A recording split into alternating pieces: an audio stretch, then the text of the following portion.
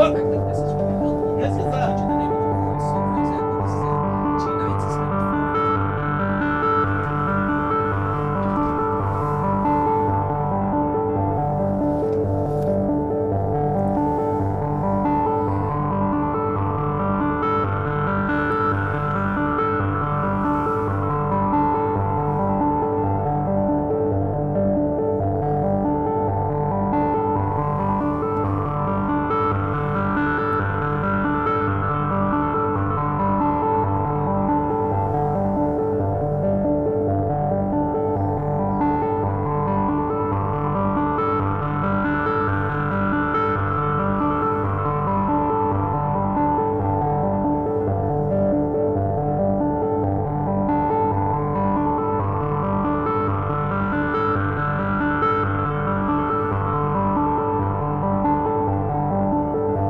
Just give me 1 second. I'm just poking a machine over here that I'm trying to get to do what I want it to do.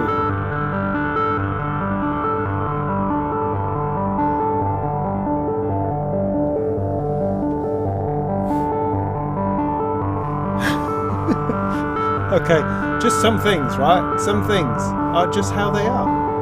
Hello, welcome. Please let me know in the comments whether you can hear my voice and whether you can hear the music, or both at the same time, all being well.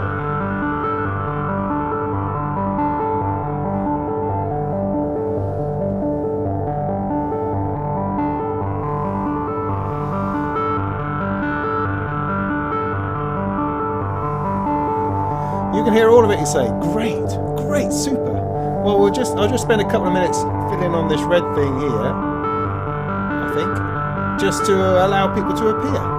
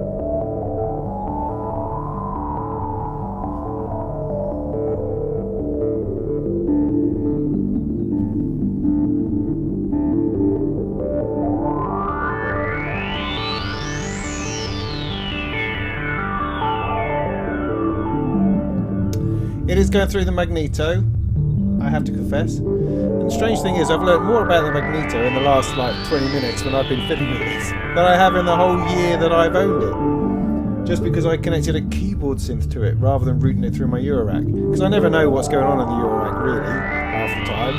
Where I was actually playing a note in and getting a delay to that. That's very revealing. Very revealing.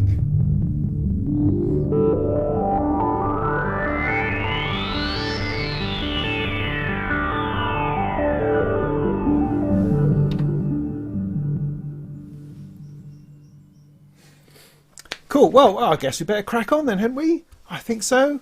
Welcome. This is the Molten Music Technology live stream here at the arse end of April, I suppose. And we're here to talk about music technology gear, synth software, surfaces, all that sort of rigmarole, really. If you've never been here before, then you are very, very welcome to join me. My name's Robin Vincent. I am all of this, I guess. This is what I do. Always part of what I do, and it's very much something that I've come to enjoy, this interaction we have between a couple of people out there and me sitting here pretending there's millions of people out there. You know, it fills me full of joy and loveliness. Now, this is just my channel. I speak my mind and say all sorts of crazy things, and you are very, very welcome to contribute, to ask questions, to poke fun at me in the comments, whatever you like, and I will poke fun back, because that's kind of the crazy person that I am. So if I dismiss your question out of hand or make fun of you, it's only because I love you. It's not because I have any bad thoughts about anything, because generally everything's flipping awesome. So tonight in particular, there's a couple of things I'd like to talk about, but I mean, it just depends. I mean, we tend to just go off on a tangent, and that's fine. We'll sit here for an hour or two and do that. But if I can, what I would like you to think about is, how do you find the time to play with your musical gear? That's the question that's on my mind at the moment, because my rack here, I haven't played with it since the open mic, which was about 3 weeks ago, and that's weighing heavily on my mind. I mean, I've done a little bit of rearranging, I've plugged some things in and out, and I've taken out all the cables, almost. And it saddens me that I haven't had a chance to sit down and play with it. And I'm just interested to know in how often you get to play on your gear. Is it something you do every day without fail? Is it something which comes and goes month after month, year after year? Or is it just as and when it happens? And is that a problem? Is that all right? Is it more of a hobby? Is it, you know, that kind of thing? So I'm interested in your thoughts on that. Well, at least I am at this point. I might completely ignore them later on. We just don't know. The other thing we're going to try to do is we're going to try and have a bit of a jam with, can you see? Oh, look, it's just off screen. There we go. Bit of a jam in this fella here, which is the Endless app. Should I talk about it now? Yeah, why not? Okay, well, let's throw it in there. There's a link in the description of this video and my previous Molten Music Monthly video, which invites you directly to jam in this little app. It's just a little app. It's an app that runs on an iPhone, only an iPhone at the moment. It's a beta version, so it's not generally available. You have to get it via invitation, like the link at the bottom of the video. And what it enables you to do is create loops using sort of bass drums, lead, microphone input, keyboards and stuff. And then someone else will be working on the same jam and can create a loop to go along with it, and a loop to go along with it. And you just keep building up these loops. It's simple, and yet it's remarkably good fun.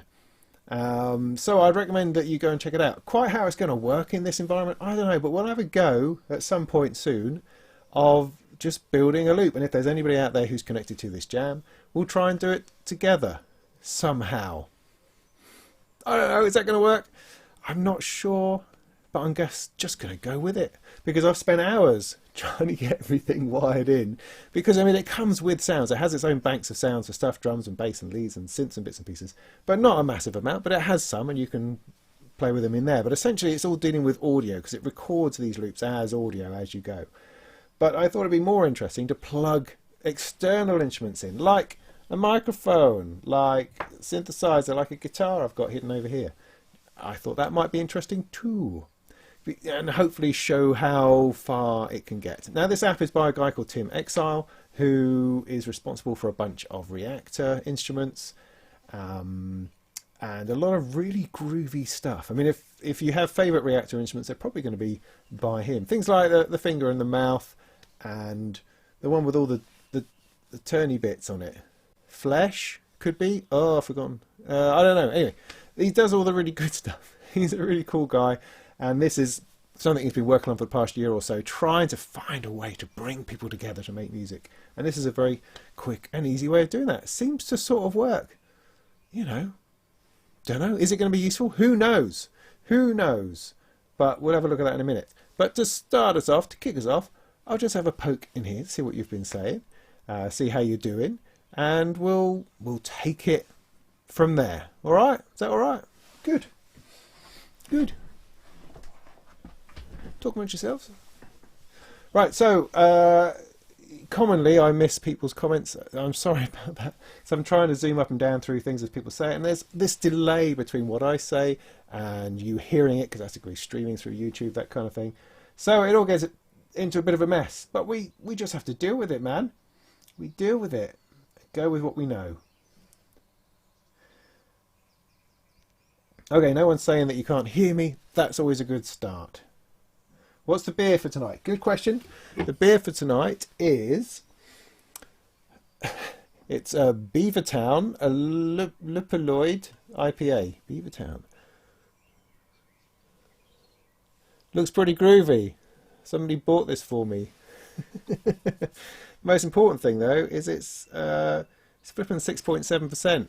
So I'm going to be trolleyed by the time we get to the end of this thing. So we better get started on that. Oh, good, and I managed to not spray it over everything.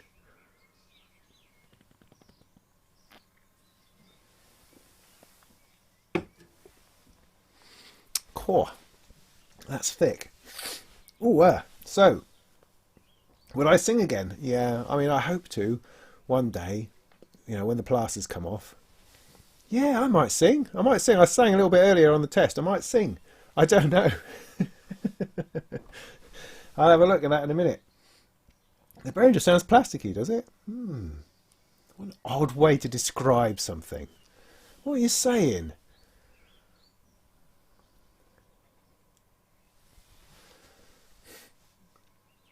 Pyramid 7, you've just been given a Poly 800. I had a Poly 800 for a while. Well, at least I played on one. I borrowed one from a mate, which had some great pads in it. And then I sold one for another mate a while ago as a keyboard one knocking around that was very broken.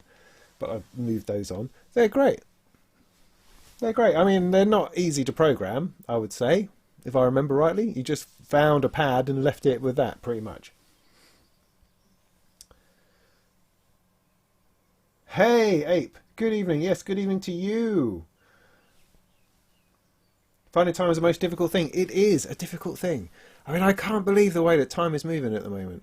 I mean, I have masses of plans. I have lists and lists of things that I want to do, need to accomplish, got to get on with, and it just goes by. I mean, where are we? Nearly in May, and I've been talking about videos I'm going to be doing for months and months. I mean, the poor old Surface, the thing I'm tapping at over here to look at my comments, is not getting any love, and it should do. And I have a whole range of videos lined up. I managed to do the first one last week, which was a review of the I can't see it just where I am, of the Complete Audio 2, because the stepping stones, if you like, is that I need to do performance testing on the Surface Pro 6. I need to demonstrate to people exactly what it's capable of, because although I've done some testing, some videos of bits and pieces running on it, I've never actually shown you kind of what its limitations are. I need to do that, and I need to then compare it to the last couple of generations while I still have those. I think that would be a very useful video, because people are forever asking me, you know, should I get a Surface Pro 4? Should I get a Surface Pro 6? Whatever it is now. And so I think doing some videos of the comparison would be useful, because everyone is confused, as usual, by the whole Intel i5, i7 thing. Because the Surface Pro 4 was an i5, the Surface Pro 3 I had was an i5, and the Surface Pro 6 I've got as an i5. So they should all be exactly the same, shouldn't they? No, of course not. That's crazy talk. Intel just like to blur everything and make you completely crazy. So in order to try to be helpful, I'd like to do some performance testing comparisons between these platforms. Why am I talking about Surfaces when I'm very much into synths and stuff? Well, because I'm into everything, man. The Surface Pro platform from Microsoft, I think, is fascinating and interesting. I love the touchscreen stuff. I love the whole digital pen.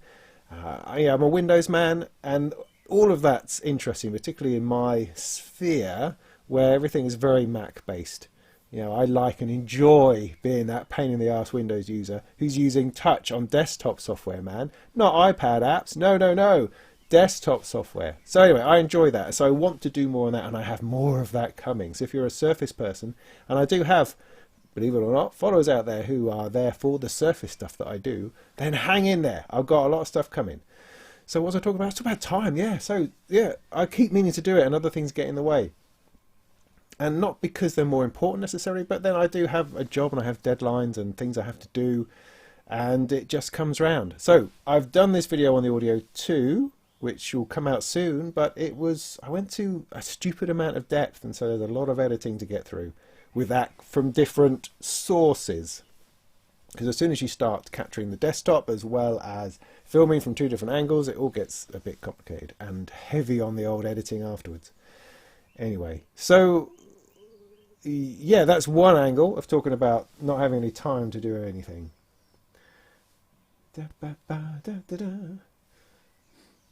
Life gets in the way of modular. Yes, it does. Try to do a bit every day. Yeah, that's nice to do that. I mean, something I've been following this friend of mine on Facebook recently. We only sort of connected with each other recently. And she is very heavily into her modular, and she seems to be putting up postings, videos every day. It's go, wow, that's amazing. And you know, she sits there, she keeps working at it, more stuff. Fantastic. I would love to have the space in which to do that. And it's difficult. It's really difficult to find that, but I found that very inspirational. That in fact, all you actually need to do, sit there and do stuff. Stream it, record it, bash, off you go. That's what I want to do. Yeah, Cisco, you're retired. Yes. we had this conversation before. Yeah, retirement's not the sort of thing that I'm going to enjoy, I don't think, because it's just not going to happen. It's not going to happen. That doesn't really work anymore. There's no such thing as pensions. We're just going to work until we drop. So yeah, enjoy it, man. Enjoy it. You're the last generation.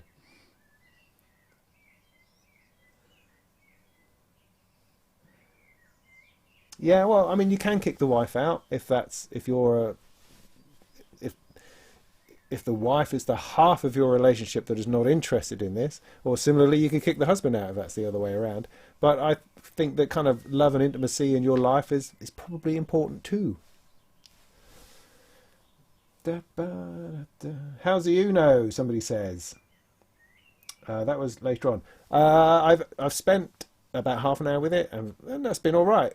I want to have a good deep look at it because I've got some friends out there who really love the Uno, think it's the best thing ever, and I find I struggle because of the lack of hands-on control.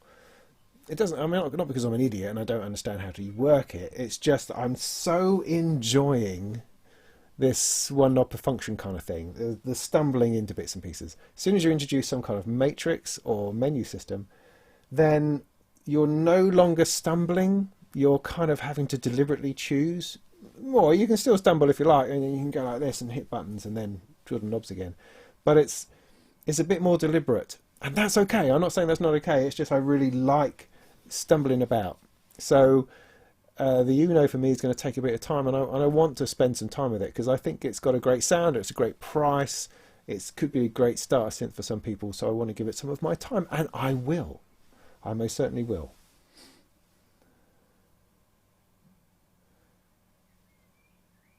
No, I haven't pontificated about the MS-101 at all yet. I haven't even mentioned it. MS-101? What are you talking about? You can't quite... Can you see that on camera? This is a genuine Roland. No, no, I haven't talked about it yet. I might talk about it. I don't know.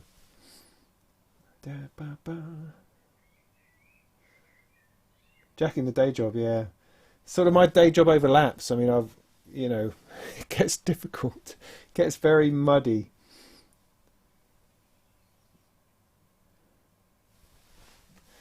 Putting VCV rack on your office computer on the slide. Nice idea. Yeah, I need to give VCV rack a bit more time. That doesn't thrill me. It doesn't thrill me. I see that in some ways as a bit of something I have to do, almost like a chore, and that can't be right. That can't be right. Is it cold? Yes, it is. It came out of the fridge. Behringer.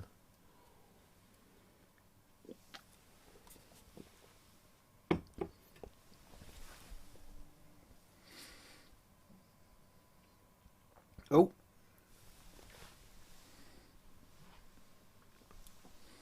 Silas Echo. You are welcome. Hello. Can I make fun of you? No, I can't think of anything off the top of my head. Maybe later. But you're very, very welcome. Welcome to the live stream. Have I done anything with the Deckard stuff yet? No. I've got it. It's arrived. I've got it in a box.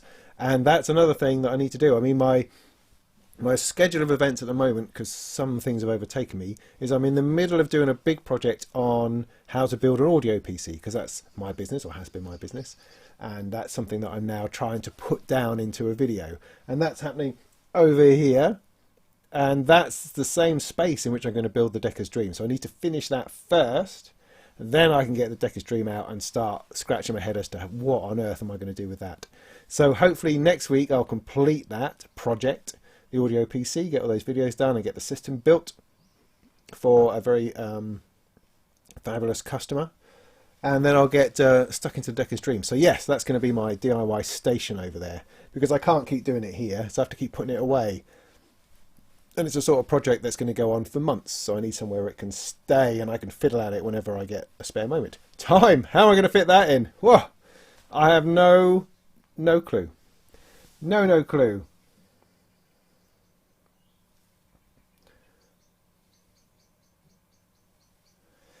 Yeah, no, Surface is important. It's an important part of of what I do, and I appreciate that it can be sometimes very different from the synth and Eurorack side. But I think they can blend together. I think all technology is good. I'm not one of these persons, one of these people, I don't know, who has to go completely doorless or has to go completely hardware or completely software. I like to mix it up, man. I like to mix it up.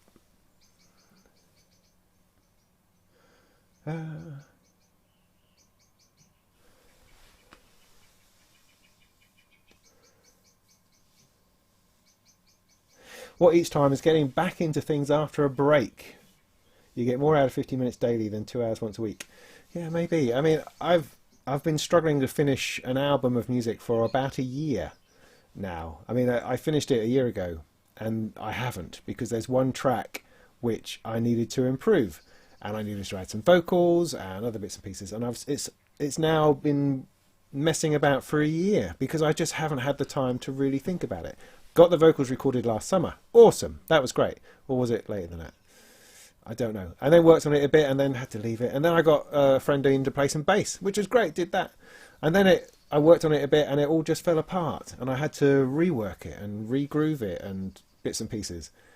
And I've just got to the point now I've had to drop the bass line, which is a shame because it was a good bass line, but it's no longer working within the project. I mean, it's one of those things where I might as well just pack it in and release the other 11 tracks, you know. But no, it's a good track. It's a good song. I like it. It's still working, even now I've reworked it. It's working great. It's working great. But I'm going to have to start writing in the bass line and make that sound awesome. And so that's going to take up more time. And I need to rewrite some of the drum patterns. More time. And it just needs to be done, man. But these are quite important fundamental things. I can't let it go without it. But I just can't find the time to do it. I posted a picture on Instagram of the save history within Studio One, and it's kind of like from 11 months ago. It says, you know, final mix, and that was 11 months ago. And then I've got 20 entries going: final 6, final 12, final buggery. and so on up the list. It's like, I don't know, how are we ever going to, I don't know. I will do it. I mean, I have to get it done. I have to get it done this May, I think. I have to get it done May.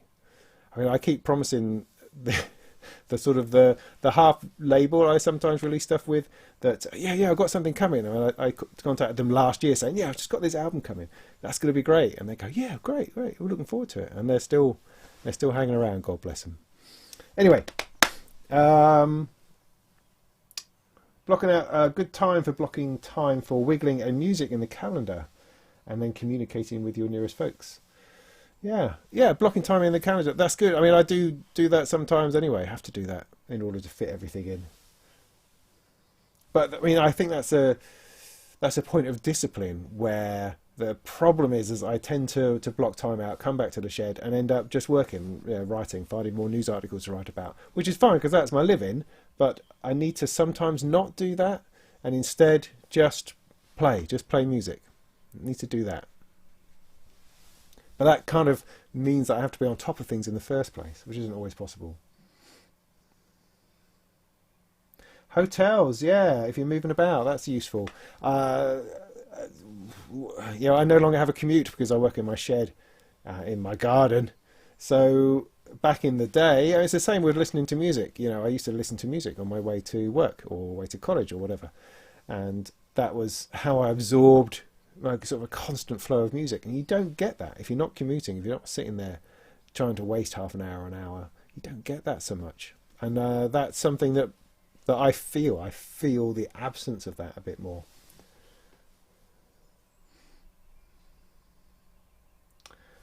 Scott, you've been enjoying Endless quite a bit? Great, yeah, though it's been lagging a bit at the moment. Oh, okay. In what way do you mean? Do you mean latency or just I'm not sure. I mean, I'm getting a whole load of loops going on there already, which is great. Which we'll come and look at. We'll look at that in a minute, I think, because time's getting on already? Oh, flipping heck, it's only half an hour, just running on, not really doing anything, not really helping.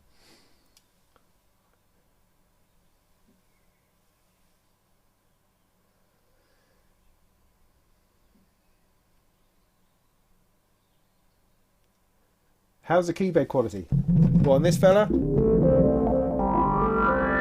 It's alright. I keep thinking there's aftertouch, but there isn't. Which probably means they're a little bit loose.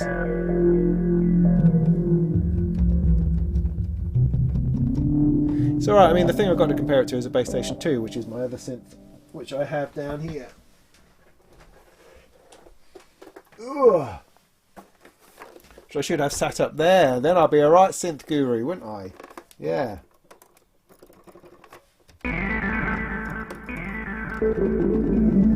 Well, it's difficult. I mean, it needs a little bit more time than that, really, to give you a review. Oh, I don't know where to put this now. There we go. It feels alright. I feel that there's something not quite right. Exactly. I mean, it might be to do with the MIDI problems that people have talked about because I've got it plugged into things, and I've found that the sound disappears sometimes. But then more often than not, it's because I've got the frequency knob down. So I don't think it's that. But it feels okay. But okay, I think, is the right word for it.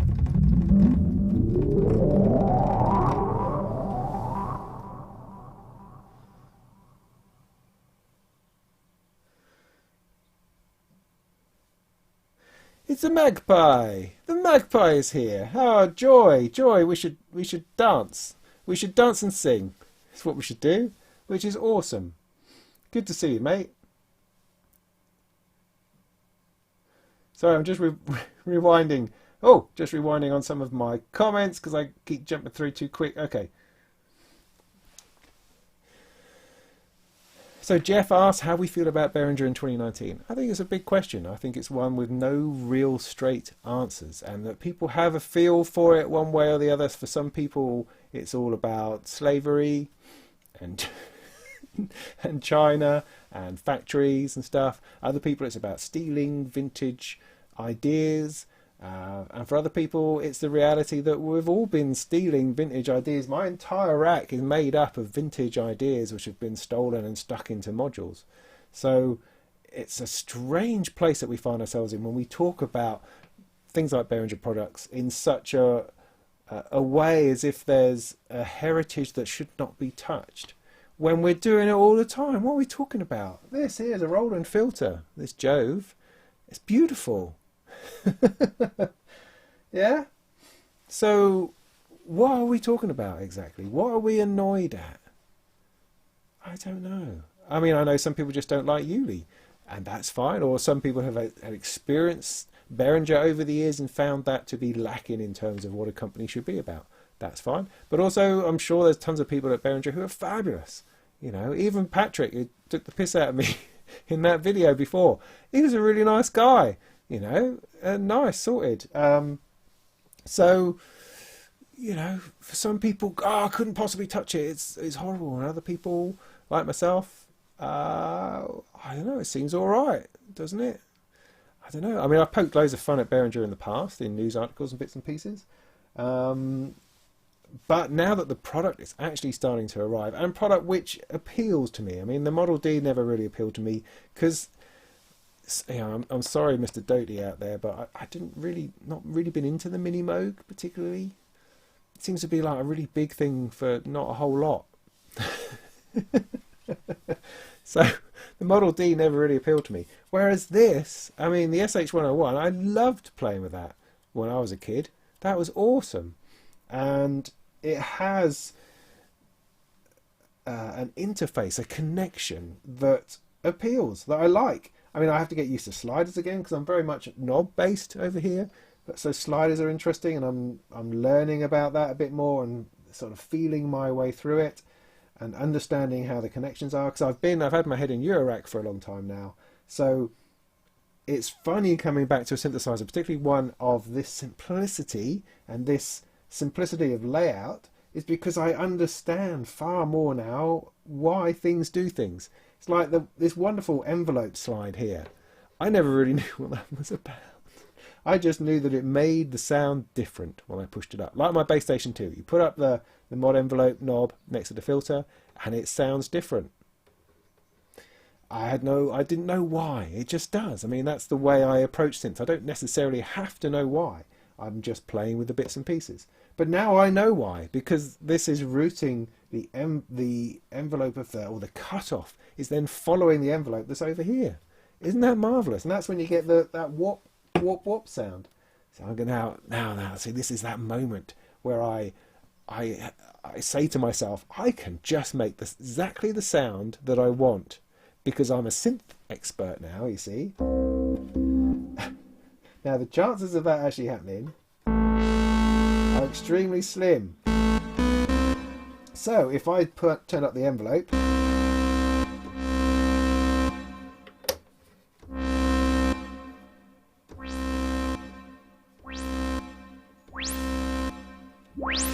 I now know that whoop sound is because of the envelope here being applied to the cutoff of the filter. I mean, you all know that, of course you do. But for me, that's a relatively recent discovery. That's a relatively recent understanding. I've intuited my way through it for years and years.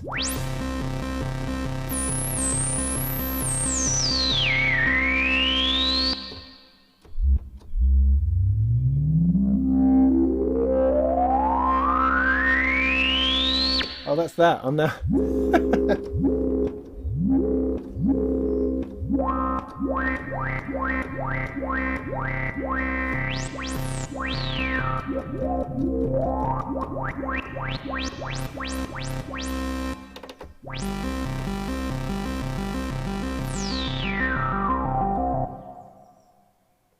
It's gone. Where's it gone? It's gone. Just gone completely. There it is.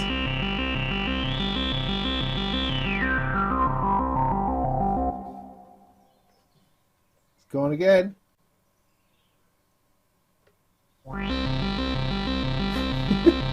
See, now the Behringer is taken over, a bit like Sparky's magic piano.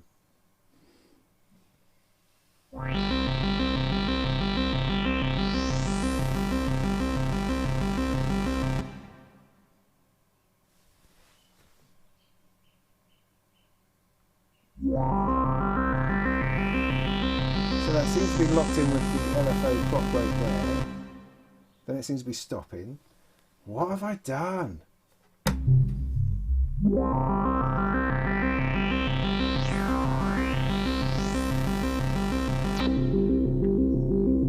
There we go.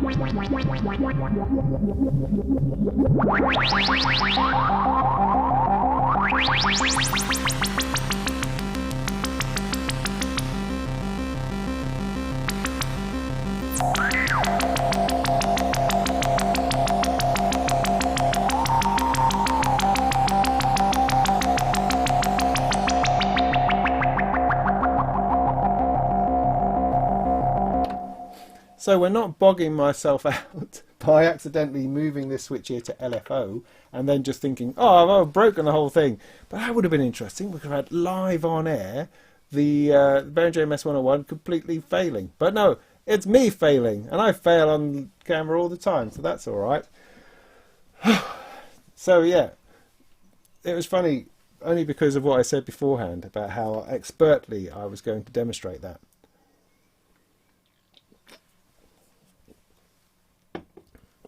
So I'm going to move on as if nothing happened. Well, what we should do some of the endless jam. We should do that, otherwise, you know, people might be hanging around in order to do that. Right, let's do that. So if you have signed up to Endless and you've had a look and you want to jam with us, then go and access your phone now. Of course, there's going to be a delay between what you'll hear from here and what you'll be adding. So you'll probably have to turn me off or something. I don't know. But I'm just going to tell people about it. I'm going to explain it. And then we'll just do some jamming, yeah? Let's do that. Let's do that. Stop me talking a load of old crap for a bit, yeah? So I'm going to bring this over here. I'm going to attempt to zoom it in on the actual iPhone thing here.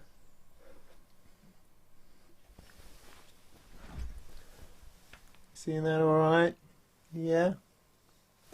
Okay, great. So what is it all about? What is it all about? It is an app that lets you record loops that other people can access, and they can add loops to it. It's that sort of simple. So for instance, we can go back through and have a look at a whole bunch of loops which have been messed with people who have entered into this already and had a bit of a go. So we'll go back to one that I did a while ago. I was messing about.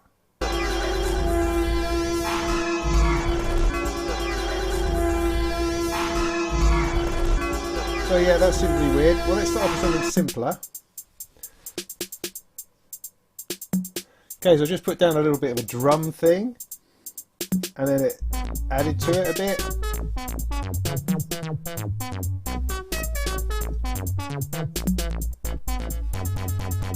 Then I added some effects to that,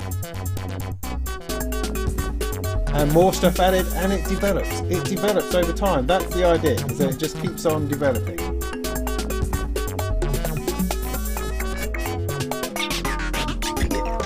And then I slowed it down a bit. So, but this is all me, see, but if you go further up, other people have contributed along the way. And it might go completely weird. This is a guy called K, King Vidiot. Thank you very much for contributing, mate, that's brilliant.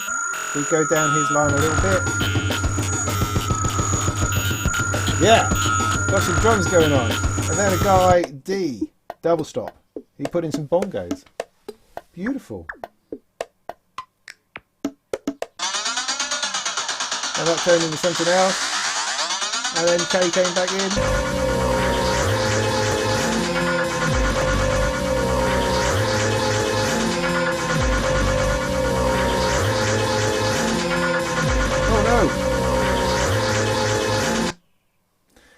So that's the idea, that you can end up obviously with a load of nonsense, or it might be really good. Who knows? You've got a few settings. So what we're going to do is I will try to start a new one.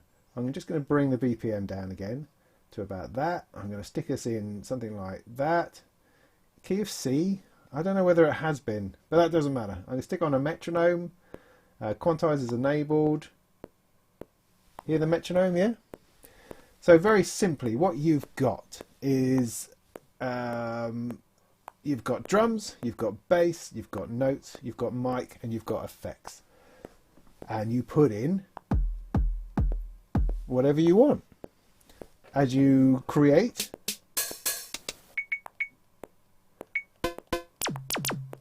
it appears here. Now this is like a 4 lot of loops. Over here it's like 8 bars, 4 bars, 2 bars, 1 bar, that kind of thing. And when you like what you've done, you hit the screen and it will then continue to loop that. So if I can somehow tune into the metronome, I'll try to get this more or less right in a minute.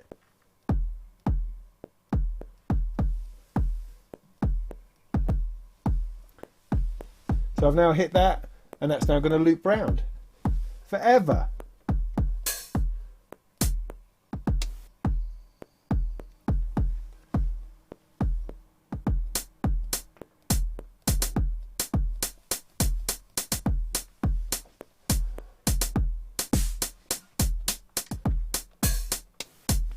I'm going to move to a different drum kit.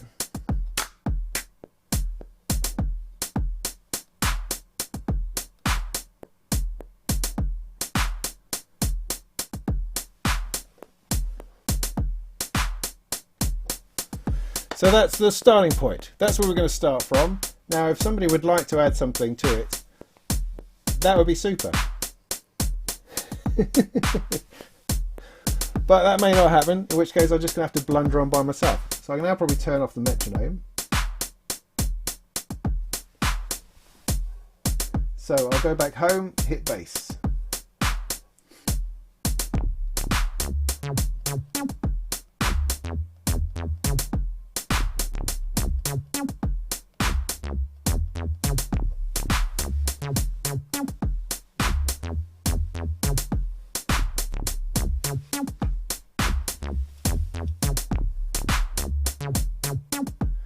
Then I can hit in some notes.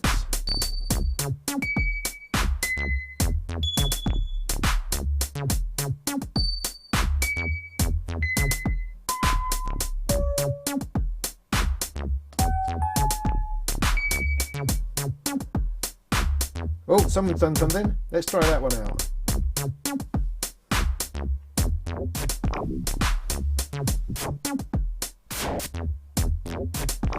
See, some guy called L, that's all the information I've got on it at the moment, has added some effects, which is quite nice.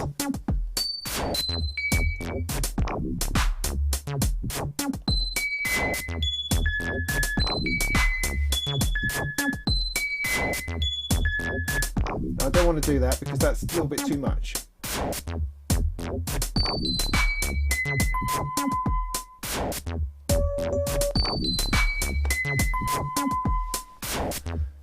So I can go to effects, I can choose the note layer.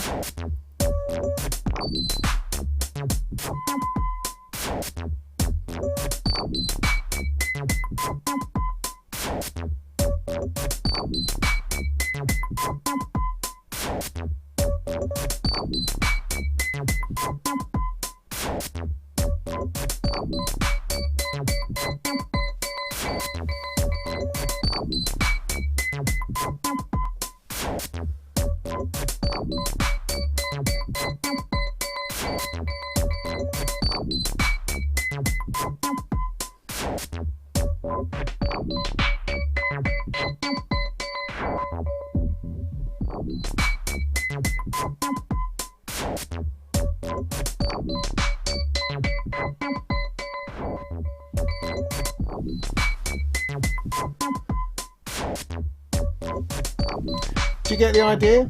It really is that simple, and you can put together quick ideas, quick bits and pieces, whatever you like, mess about with them, create them, develop them, start again, and you can all the time go back to a previous loop, go back to something else that some other previous idea, because all of the loops that you make are constantly being stored and saved and stuff. You can step back in time and start adding something else.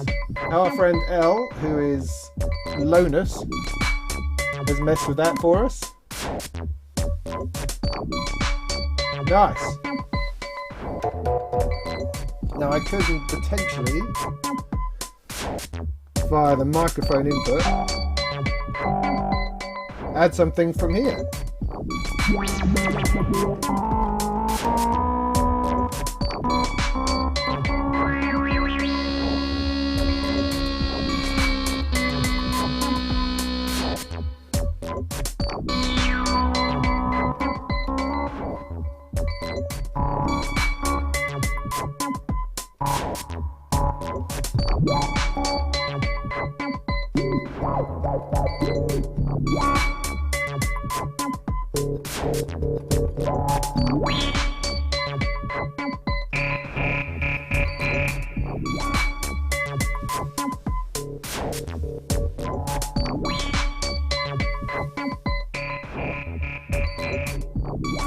Go back to C to see what he did. Oh, nice, like that.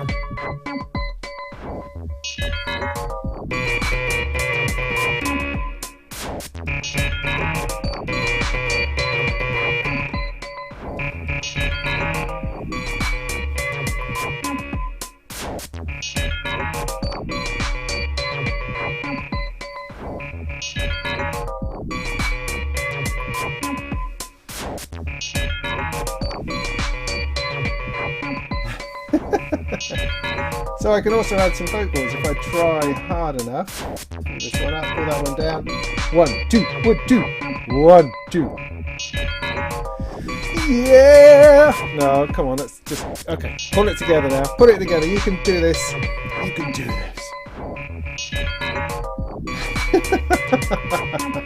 Yeah, no, I don't know that I can.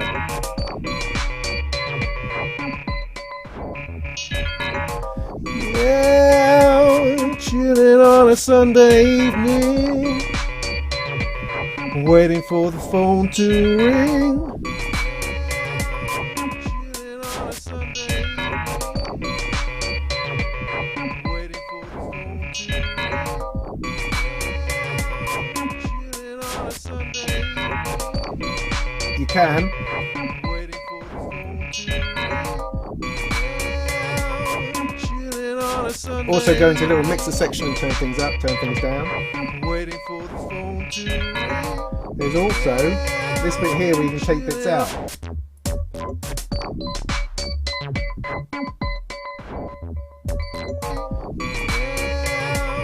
Chilling on a Sunday evening, waiting for the phone to ring. Chilling on a Sunday evening.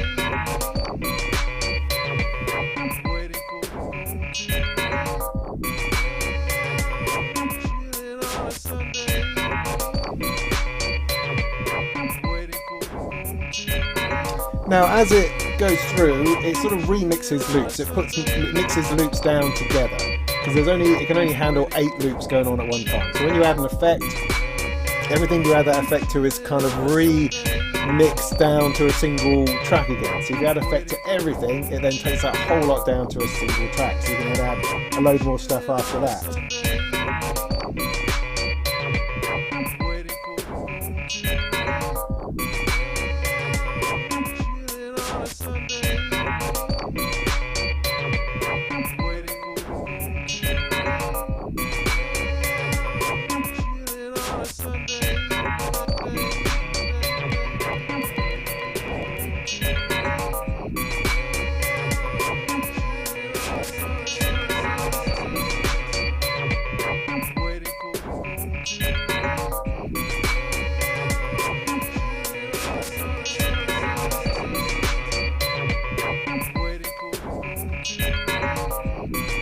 Let's see what.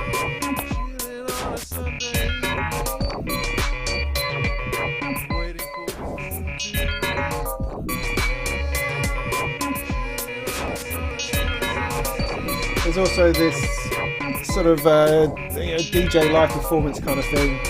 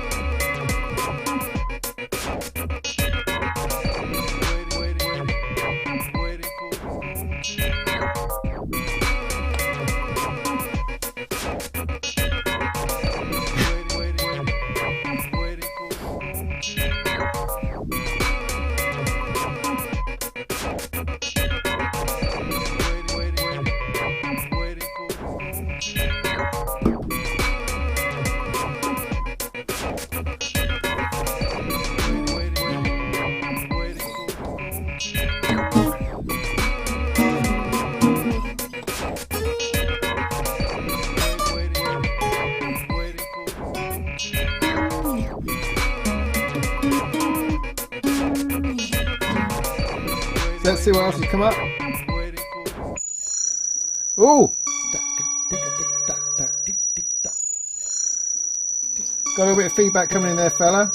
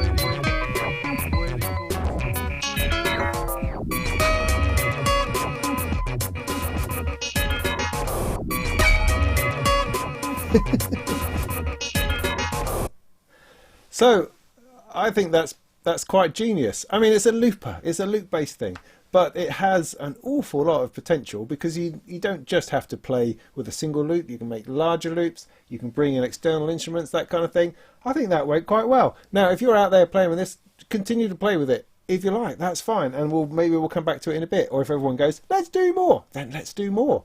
But do you get the idea of it? It's currently a beta version, so it's not generally available, but you can use the link in this video and on my Molten monthly video, and you can log into my Molten jam and mess with it as much as you like, or create your own jams, invite other people. It's a spreadable idea, is the notion, I think. So you've probably wandered off and done something else, but I'm just going to read back through some of the comments to see if anything's going on. And you've probably all left, but that's okay. I'll talk to you anyway, because that's what I do. I'm a talkative kind of guy. So yeah, back to the Magpie was here, which is great. Good to see you, man, if you're still here. Yo, yo, yo. Plastic, yes. It's all about I am the plastic man. Okay, anyway.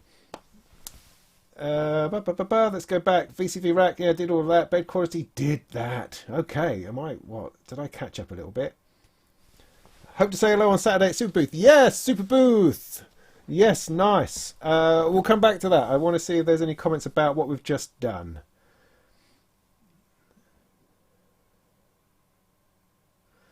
Da-da-da. Find more ways to be efficient. Yes. Stop questioning decisions and move forward. Yes. Yes. I'm all for that. But it's still got to sound good. Yes. Become aware of ourselves. Yes. Ooh.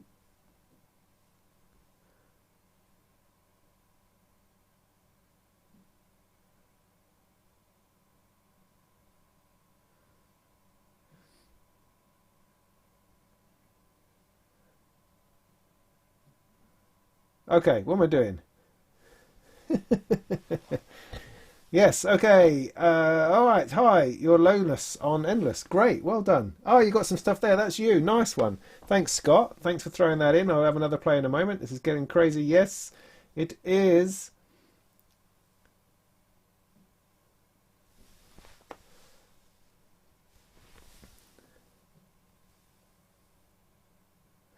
No, Endless is not available on Android, not yet. However, they are working on an Android version and a desktop version, so give it time. Give it some time.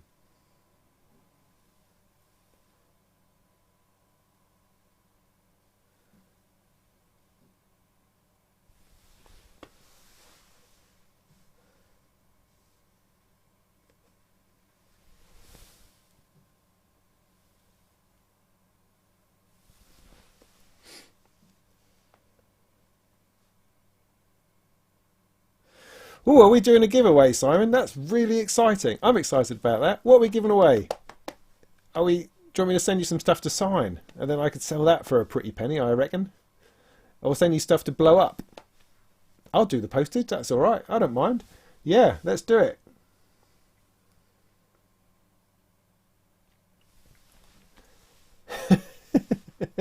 No, you can't give away my MS-101. This is the first synthesizer I've bought since my base station 2, and I bought that a decade ago. I don't know, whenever, a long time ago. And so I'm quite excited about it. I am honestly quite excited about it because it's like a synthesizer. I'm excited about it for a number of reasons. First of all, because it's a synthesizer. I mean, this excites me no end. This is a whole different world of excitement and interest and thought and philosophy and those sorts of things. This isn't. This is fun and fruity and funky, and I'm going to play with it. I'm going to do a review of it, and then I'm going to leave it in the house for the kids to play with, and then I'll play with it with them too. And I think that's going to be a whole load of fun. I'll probably do the same with the RD808 because I think the two together would make a wonderful little rig for playing with your kids, and when people come round, you go, yeah, it's a synth, look, because they would understand it. It's like, I mean, I've been posting synth pictures of rigmarole and bits and pieces on my Facebook account for years, and it wasn't until I posted the photo of me with this round my neck with the mod grip on it that I finally got any interest at all by my regular, normal straight friends, non-synth friends. And that was the first. Everyone goes, oh wow, that's really cool. Yeah, because it looks like a synth that they understand, piano keyboard that's easy to grasp, and I look like a bit of a dick with it round my neck, So perfect. That's what you want. You don't want this sitting in your living room when your friends come round, because they'll ignore it, because they won't even know how to approach it, what even supposed to do with it.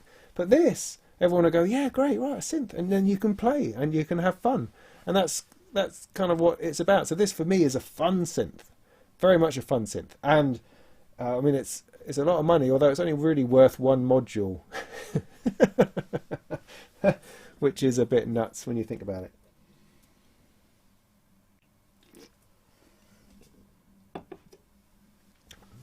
But I'm not used to spending £1,000 on a synthesizer. That's not something that I'm familiar with. This is different because some of it's been given to me very kindly, and other bits comes in drips and drabs. And because I'm buying them from different places at different times, I never really realise how much I'm spending. That's beautiful, that is. It's key. It really is key. It's like in-app purchasing as opposed to buying something up front. That's what Eurorac's all about. It's an in-app purchase as opposed to buying up front. Anyway, what was I saying? What's the name of the loop app? Endless, with 3 S's on the end. 3 S's on the end.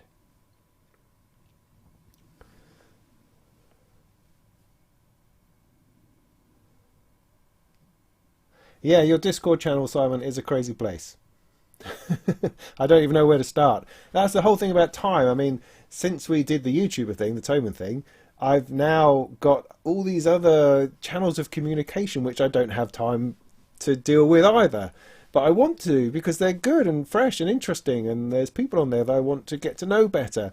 But the last thing I needed was more social networks, more social avenues and streams and stuff. But there you are, that's life, and life is fuller and life is more colourful with these things in it. I mean, it might come to a point I'll have to get my own Discord. I mean, what will that? Oh, heavens.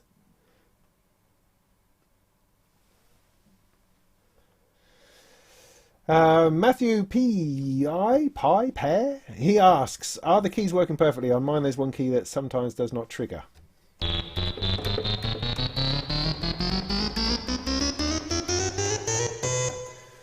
As far as I know they do.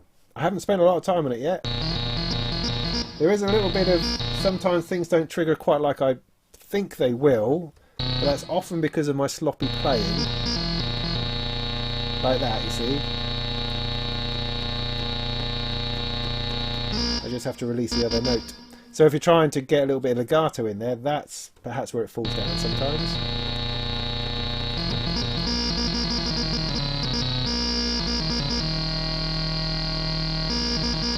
So does legato only work down and not up? Is that it? There you go. Is that a feature? So if I hold a note here, I can't add a note there. If I hold a note up, I can add notes down. Interesting. I wasn't aware of that. Now, is there a thing? I've got glide off. It's not a glide function. Is there a legato mode? These things I do not know. But there you go. That's a thing.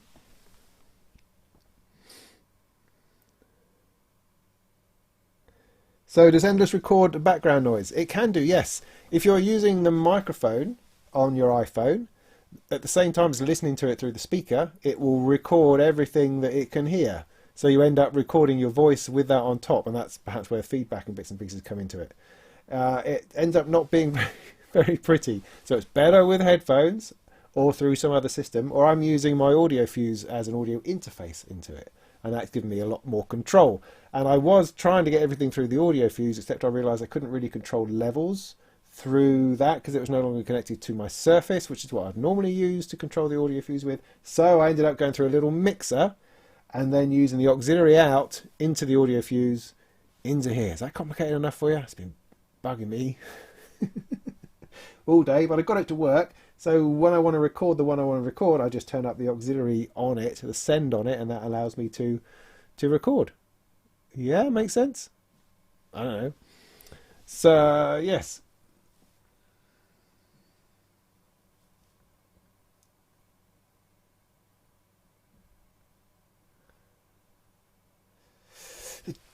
The jam was dope, says Simon. Thank you. I appreciate the affirmation. And it's there. You can all get into it. It's there. It's still there. All those loops still exist. Whatever it was we came up with still exists. And you can go in and contribute to it or steal it. You can take it off there. You can export it as stems, stick it in your own project, do what you like with it. And as I say, it is also a beta, and there's a lot of features to come. There's a lot of things you can't do yet that seem obvious, like favoriting loops, bits and pieces like that. But a lot of it is still to come because they're still working on it and they're absorbing all of the comments and feedback that they get from people. But largely it's been extremely positive, I think, so far.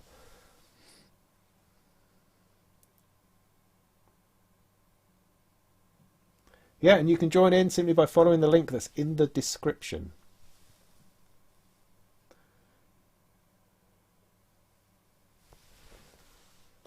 How did I get line level to Eurorack?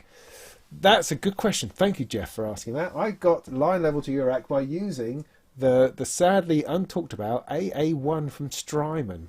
The AA1 is a little module over here, which is designed for guitar pedals. You create an effects loop with guitar pedals with it because it steps up and down 18 dB. And it's good enough. It's good enough for line level as well. So I plugged line level into there directly on a big jack cable because it's got a big jack socket. And then taking that out, threw a little DivKid Moots just for fun in case I wanted to turn it off.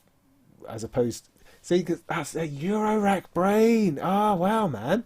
Because I thought, oh, I'm going to have to mute the sound. But it's not, this isn't a drone. You play it with this. So when I stop playing, the sound stops. How novel. But of course, my Eurorack brain's going, oh, it's always going to be sounding, so I need something to mute it out with. Which is not actually working. Oh, wrong one. Here we go.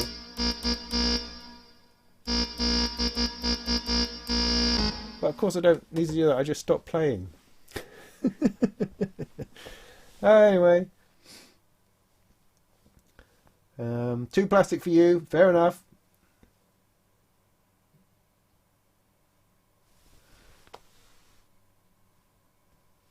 Yes, indeed. There's a an expert sleepers thing. Yes, that's true. There are a few others as well that do a very similar thing.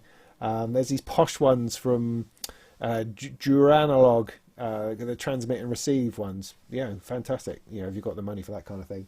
But the Strymon one is just simple. It's got full fat plug in and two plugs out, and the other way around. It's great. It's perfect. I mean to do a video on it at some point when the heck I can find the time. Is that a Casio? Which bit? Which bit? This bit? This bit? This bit? Some guy said something in Russian. Awesome. Dubrovnik. Da. I don't actually know. I don't know. That's just from some movie. I think I could be saying terrible things about your mother.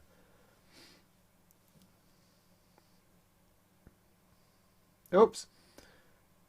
What mixer is that? Oh, the mixer is a Sub-Zero mixer. Sub-Zero is a brand from Gear for Music, their own brand of stuff made in China, I imagine. So it's a great match for the Behringer, probably made in the same factory. Where do I get my shirts? I get them from joebrowns.co.uk. And I wish they'd sponsor me, because I must be sending a load of people their way. A load of people. Is it a monosynth? This? Yes, it's a monosynth. Only plays one note at a time.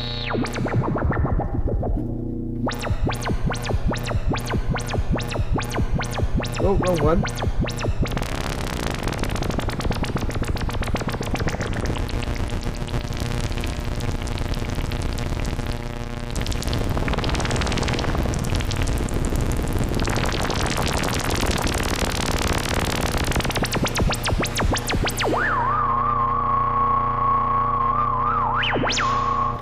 Yep. Low note priority, is that what they call it? Note prioritization. Cool, I've just never noticed that before, that's all.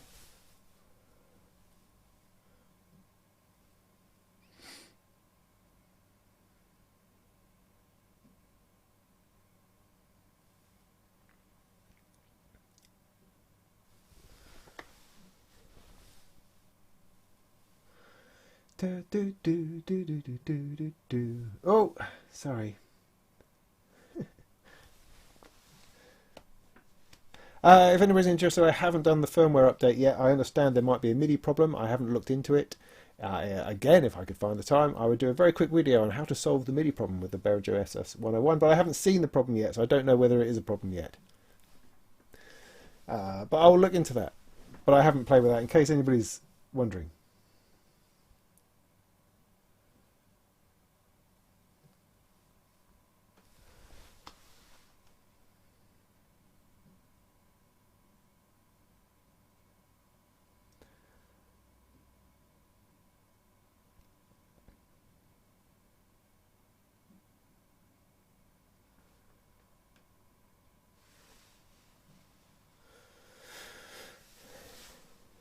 Yeah, do jams on individual modules. Yeah, it's a good idea. I mean, that's kind of generally what I do. When I'm producing fiddles or noodles, as I call them, on the Eurorack, it tends to be because I'm trying to review a particular module, and that will definitely be the focus, and that's the cause of whatever it is that's happening.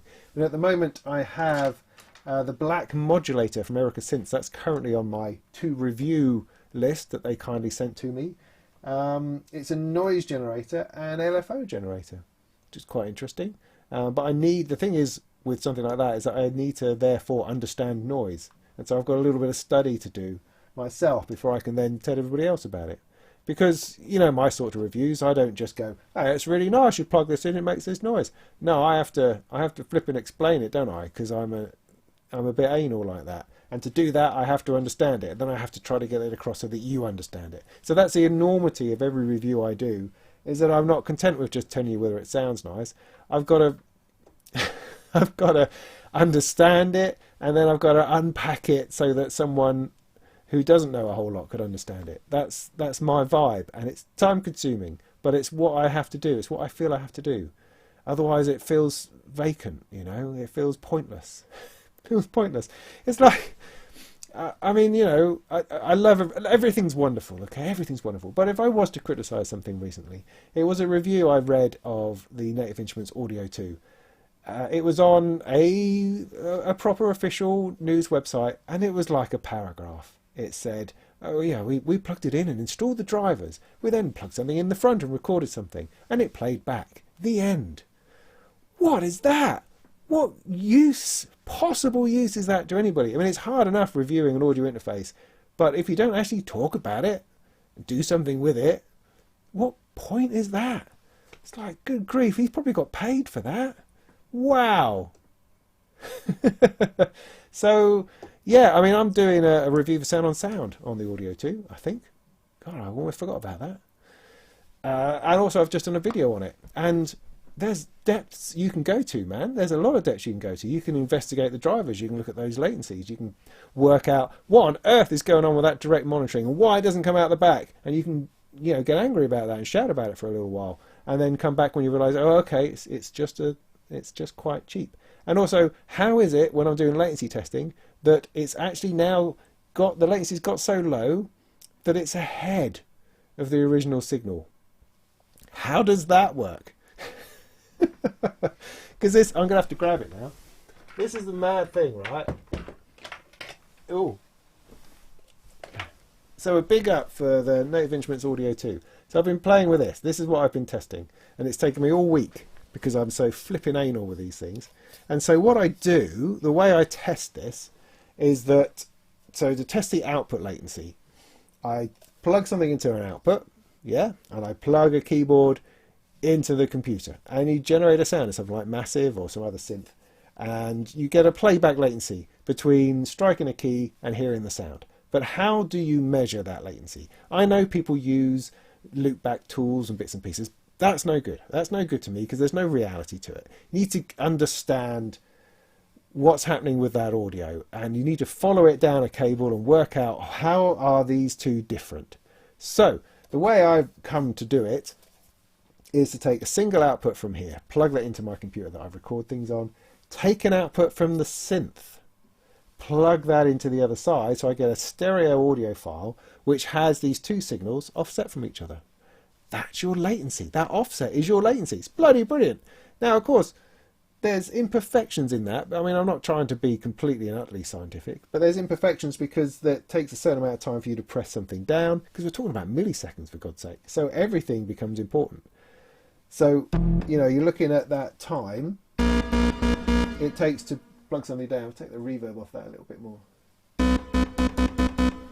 So you're measuring that sound and the sound from Massive at the same time, side by side, line up, getting the offset, and seeing what the latency is. And the latency got down so low that the sound from Massive, let's put it this way around. So if you've got these two waves, you know, the start of your, how can I start these two waves? So I've got these two waveforms. You know, you've got your latency between the two.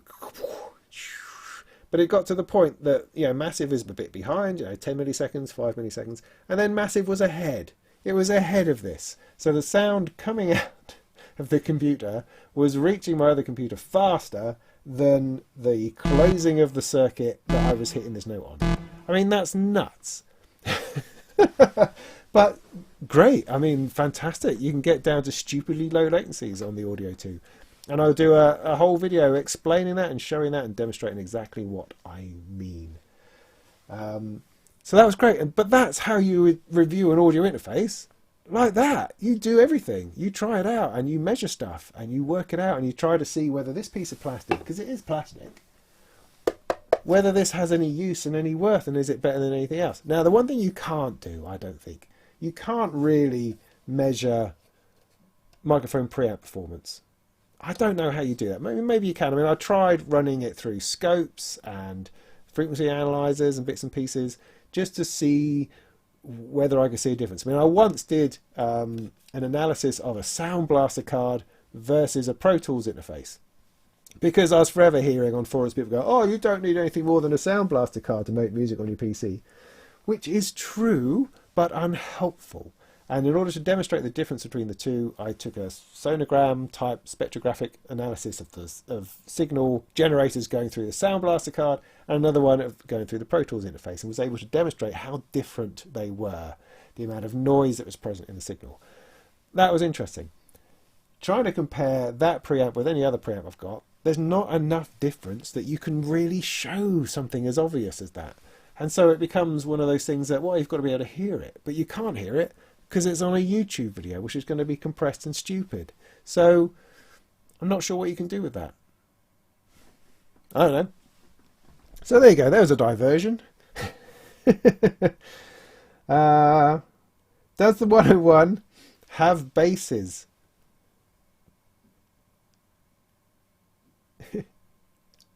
So, thanks for that question. Highest on earth. Does it have basses? See, the thing with it is, it doesn't have anything. This has nothing. It's just a sound generator. There are no presets. I'm not going to be able to go to the category basses, go to acid bass 3 and go, or bubble bass 4. It doesn't exist. It just is whatever it is that this is set to here.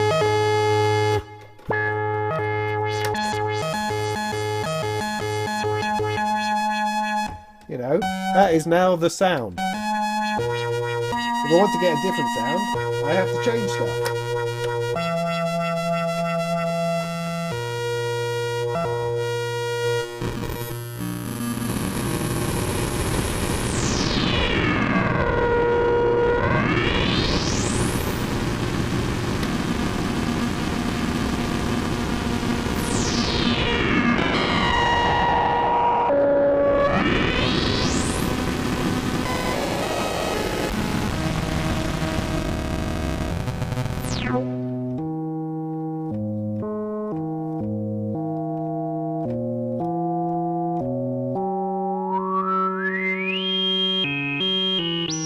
So if I want to do a bass,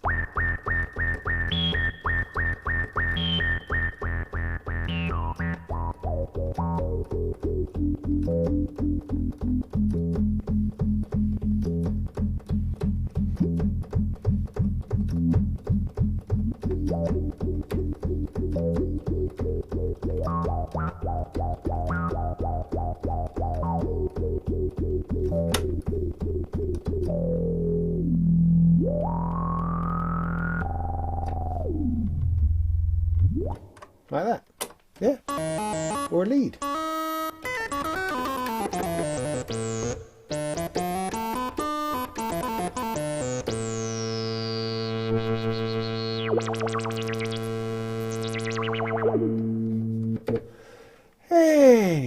Anywho, so let's keep on down. So testing preamps with something like Room, you go wizard loopback stuff is useful, but also can be quite subjective. Yeah, like most things. Indeed.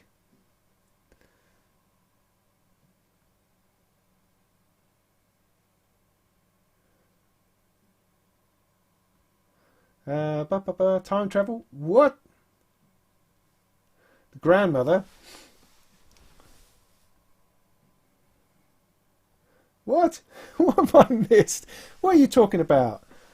Also working on an album for videos.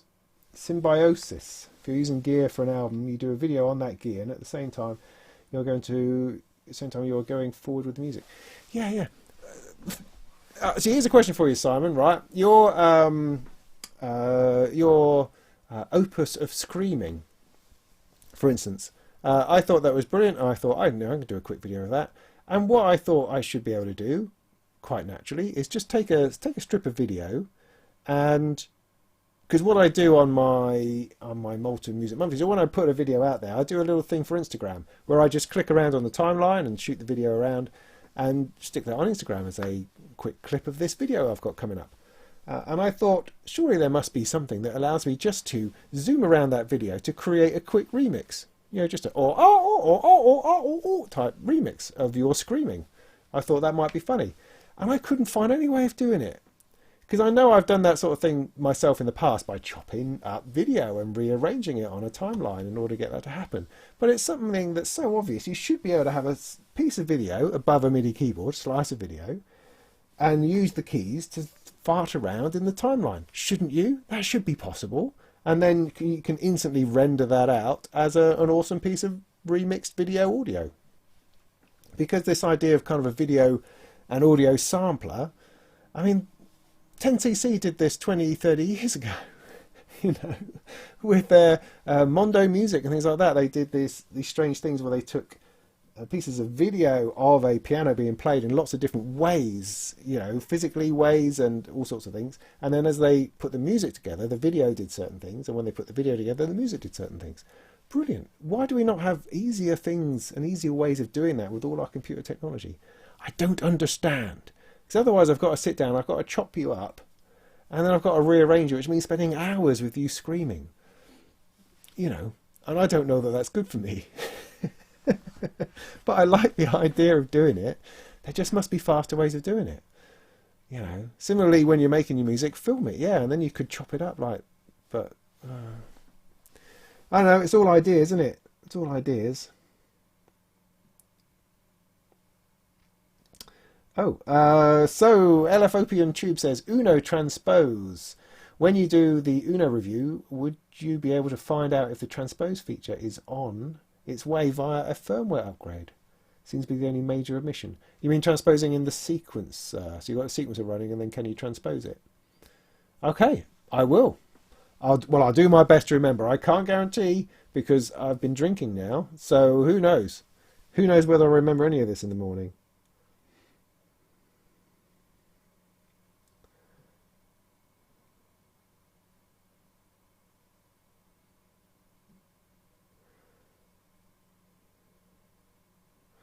Okay, let me skip through.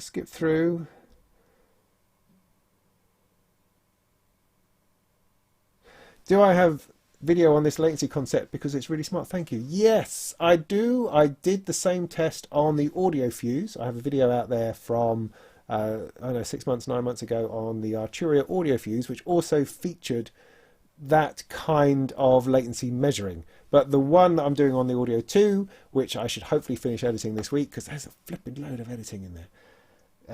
Because it gets a bit scrappy. I mean, what I love to do in a video, I love to be able to do it off the cuff to camera in one hit, and it's done. That never happens for me. I'm all over the place because it sometimes takes me a while to summon up the energy and the courage to do the video because it's never quite right. It's never quite enough. I haven't quite worked it out.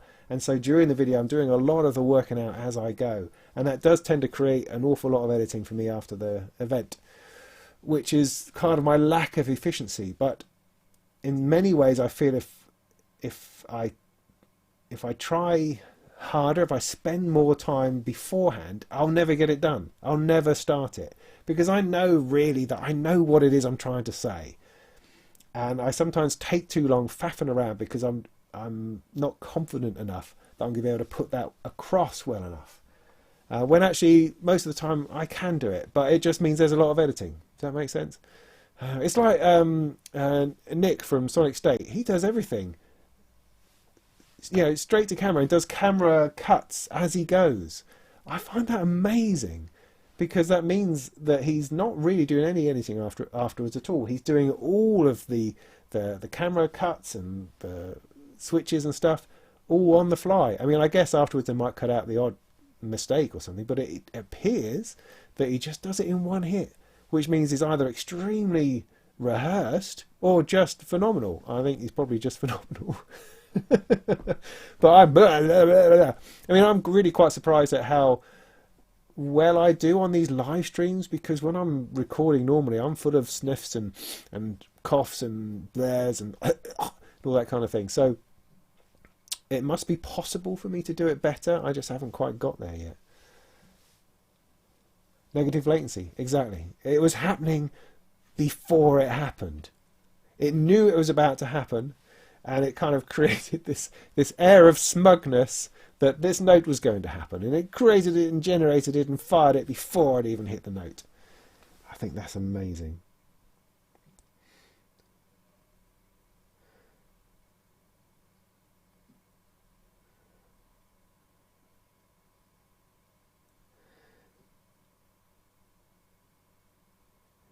What? Who got what?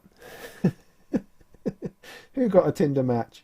Oh, can I patch the sub oscillator into the filter modulation on the Atlantis? No, on the Atlantis, this gives you a cool formant-like sounds. Can I patch the sub-oscillator, well, on here, into the filter modulation? Well, there's no patching as such. There's on the back, you've got CV and gate in and out. Sorry, I cannot see. So you've got a CV in on the filter.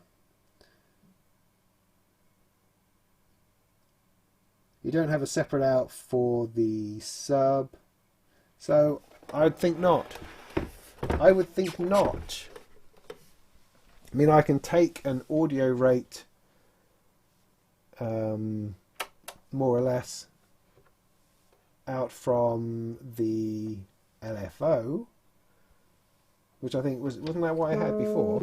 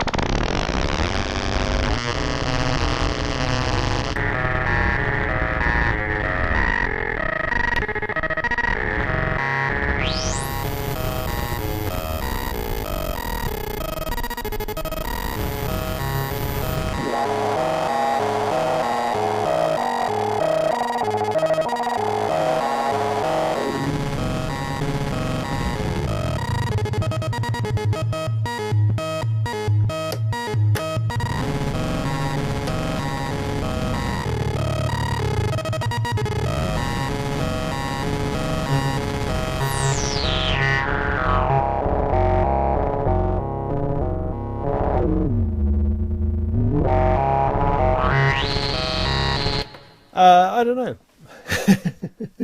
Is the answer to that. Andrew, honestly, Andrew, I mean, what does it take for me to get you here on time? Huh?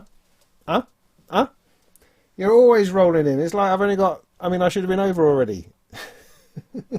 Did you bring snacks? I mean, that's the important thing.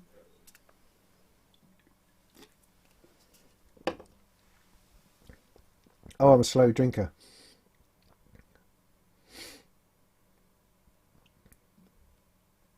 Yeah, I've got to find a better way of doing the whole Instagram video thing, because currently I'll do it just on my phone because that's what I understand, video something on my phone. But obviously the audio is always crap.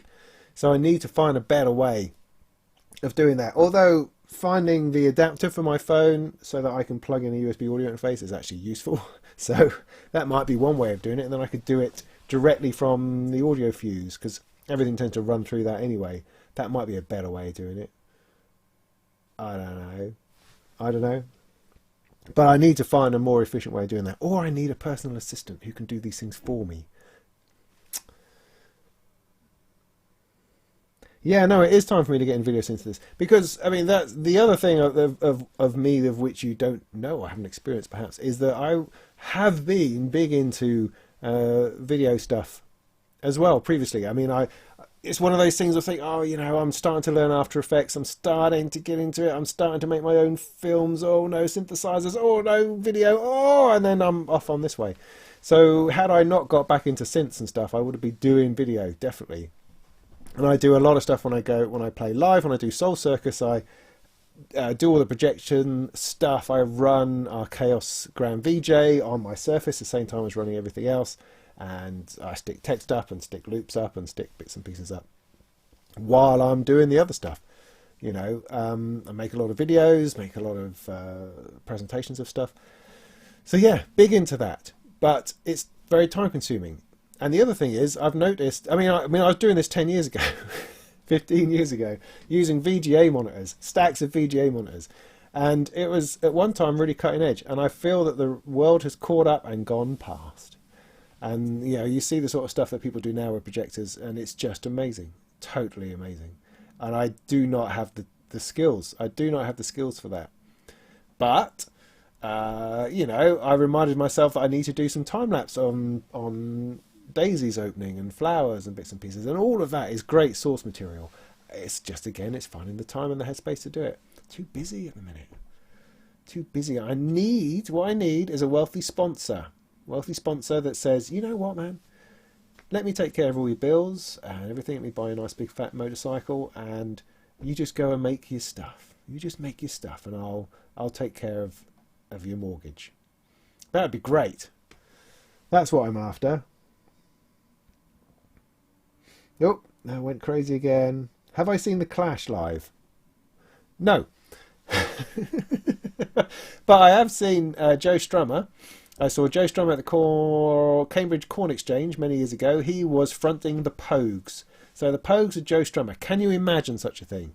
I mean, because there's, you know, Shane McGowan at this time was too drunk to even pick up a microphone. So he'd pissed off somewhere else to swallow his own vomit somewhere. And so they got Joe Strummer in.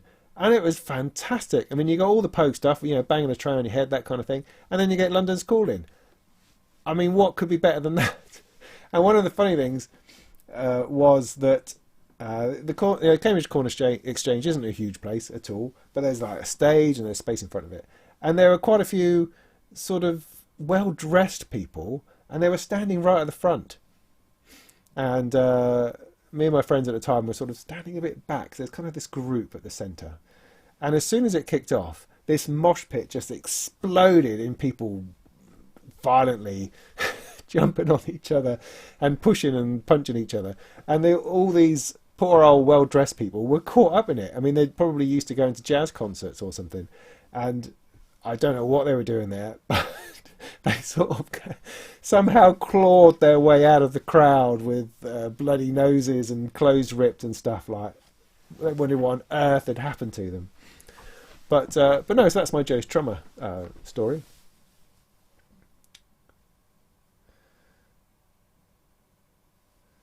Drinking on a school night, yeah. It's also, I mean, it's Game of Thrones tonight at 2 o'clock in the morning, obviously. So I've got to prepare myself for that. Got a long time to go through. In fact, I should probably go to bed. What is that in the rack on the shelf above your main rack? This up here? Not supposed to notice that. That's the overflow. It's accidental. I promised myself I would never get beyond 3 rows. So what happened is that somebody sent me a case, a row, a skiff, if you like, to check out. That is kind of okay. It's not great, but they said I could have it. So that's just sitting there. It's not wired into anything. And I've just put my spare modules in. So I was finding that spare modules were just knocking around on the desktop, and they were getting in danger of being crushed or dropped or broken or eaten or something. So I've just put them up here, just to put them out of the way. So I say they're not plugged in, because I'm constantly swapping stuff in and out at the moment. And at the moment, Analog Solutions gave me a Treadstone, which is here, the Eurorack version, and so that's taken up a load of space at the moment. But it's ever changing, forever moving about. So that's what that is. That's the overflow. I'm also, as I've spoken about before, I'm working on a suitcase travelling Eurorack thing that I haven't got any further with, but that's another place where overflow will end up, and that will be super. You brought beer, Andrew. Okay, beer for yourself, presumably. Have you got any to share around?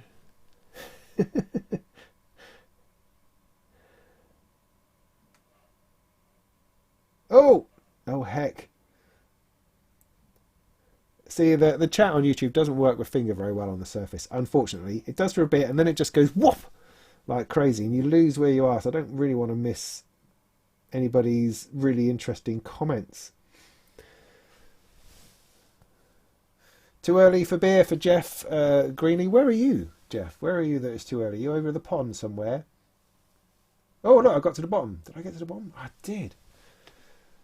Okay, so that means I can talk about something else. Unless I've missed... If I've missed your very important comment, then do let me know.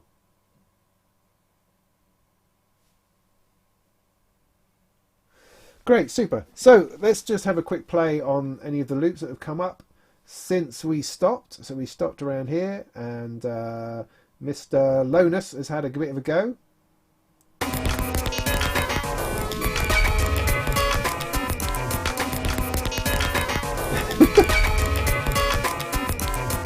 Then someone called F, how'd it go? 4F, 84. So I'm still singing in there somewhere.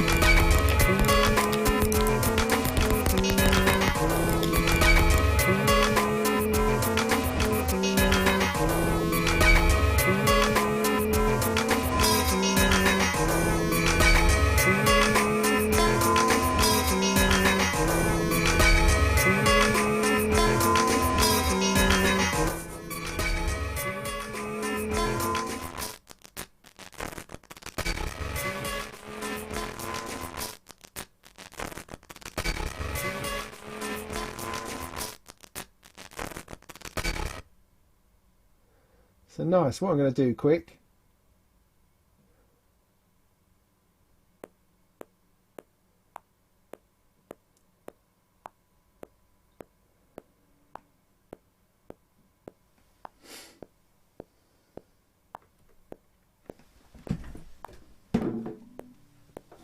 Ooh.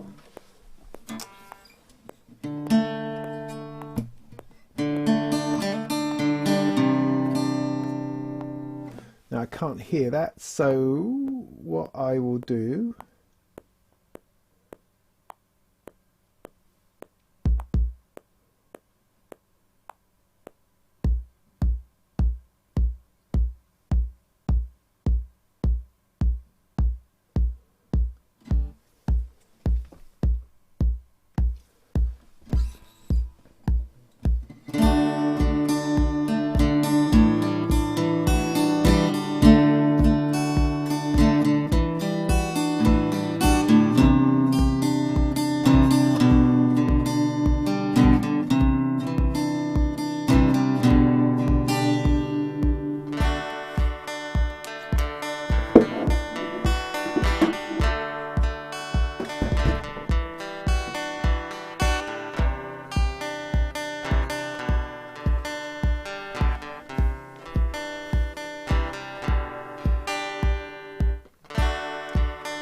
never noticed how much I cared about the living room before you painted it red. Never saw your feet fall from the sky. Never noticed how much I cared about the living room before you painted it red. Never saw your feet fall from the sky.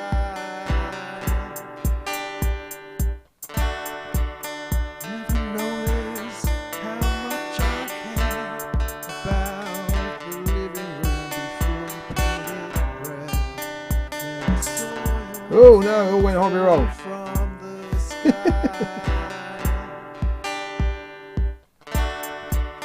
Never noticed how much I cared about the living room before you painted it red. Never saw your feet fall from the sky. Never noticed how much I cared about the living room before you painted it red.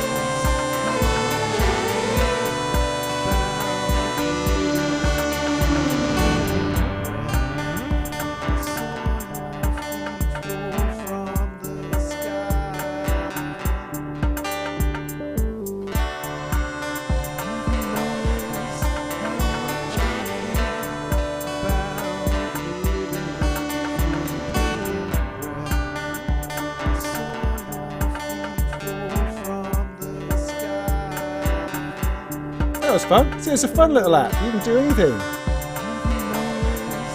You know?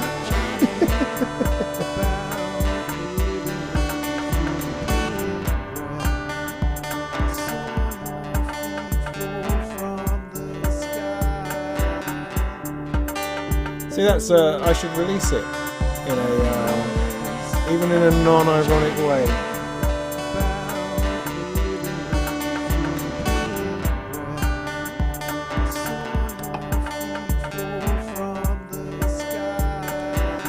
Bugger me, there's some big spiders in this shed. There's one up here. It's probably the size of my fist. He's enjoying it though, hasn't he? You just don't move, don't do anything. Right, so where are we? Oh look, I've got a couple of remixes. Nice!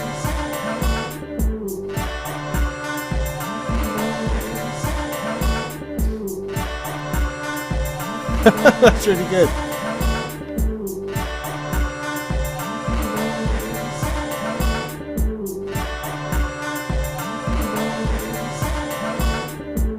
Yeah.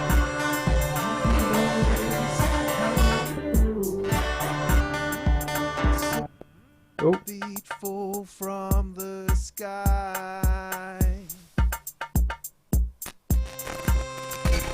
Oh, went too far.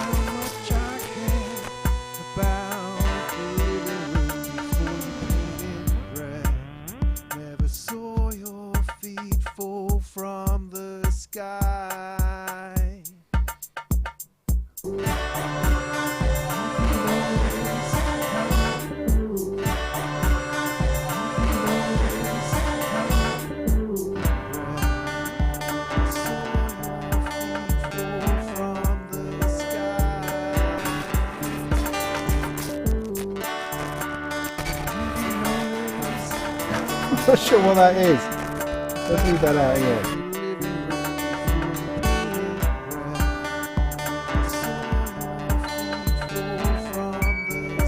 Nice, little tinkle in there.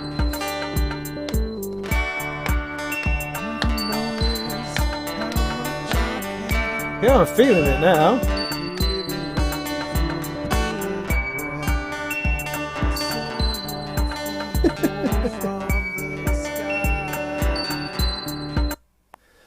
So yeah, right. So there we go. Where are we now then? Is that it? Is that enough? I mean, usually clock 2 hours. We've got a quarter of an hour left. We can talk about some more stuff if you like. I don't really mind. What do we have coming up? Superbooth. Let's talk about Superbooth for a minute. Turn that infernal metronome off. Superbooth. Yeah, that's in like 2 weeks. I've got to get a haircut. I think this is all getting a little bit fluffy, but it should be good. I know a lot of people who are going now, which is nice because like I know people, which is great. That's such a lovely feeling. My only slight concern is that it's going to be so great seeing people that I'm not going to have any time to look at anything. So I'm going for a day, which is a bit nuts. But the problem with Superbooth, for me at least, is that it's a weekday thing. It's Thursday, Friday, and then they throw in Saturday sort of like for fun. So I can't actually do that because I've got kids to look after, because my wife works the end of the week, and so I've got to get kids to school and back from school. I've got to get them to the karate and other clubs and get them back again, and then pick my wife up from work. So taking 2 days out at the end of the week for me is a huge thing that's just impossible at the moment. So I'm going to go on the Saturday. I'm going to fly out of Stansted Saturday morning, ridiculously early. Probably get into Berlin about 10, 11 o'clock. Then cab it to Fez, Berlin, where this thing is happening. And I will have, I suppose, 7 hours of synthesizer goodness. The odd thing about Superbooth is that they only let the press in before 1 o'clock, then after 1 o'clock the public can come in. But I have a press pass because I'm a press person with Gear News, and so I can get in early. So hopefully, although the last time I went, which is actually 2 years ago, I can't believe it was 2 years ago the last time I went, is when I did exactly the same thing, did the Saturday. When I turned up, everyone was completely wasted. You're wandering around the stands going, hello, is anybody here? I mean, first of all, there's nobody else there, no other visitors. I mean, I was kind of I took my boy Alfie, took him along as well. He was 10 at the time. I've taken him again this year. He's 12 now, and a little bit more into his phone than he was last time, but anyway, it doesn't matter. But we were the only people there sort of walking around, and the people exhibiting stuff were kind of like, oh God, I'm so hungover, because there's really cool parties that I'd like to be at on the Friday night, but I can't, which is a shame. So I'll be there bright and breezy on Saturday morning, hoping to see stuff, and everyone else will be there going, oh, it's the coffee.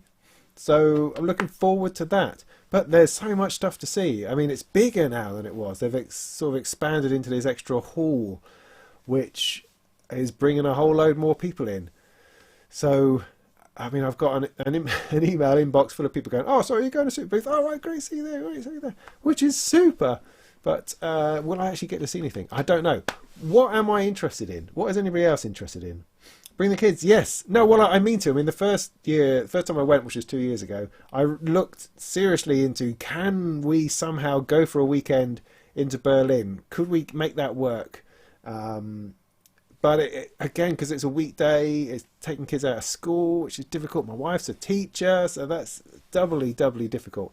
It's just tricky. It's just tricky. And last year, unfortunately, they put it over. It was over a bank holiday weekend or something, and we were already tied up and busy.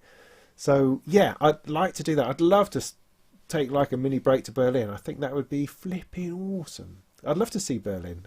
It's a fascinating place. I'm always, fascinated by that. Cold War stuff, Berlin Wall, fascinated by all that. So I'd love to take that in. And the culture as well. I think it's a really interesting city. So I will do that sometime.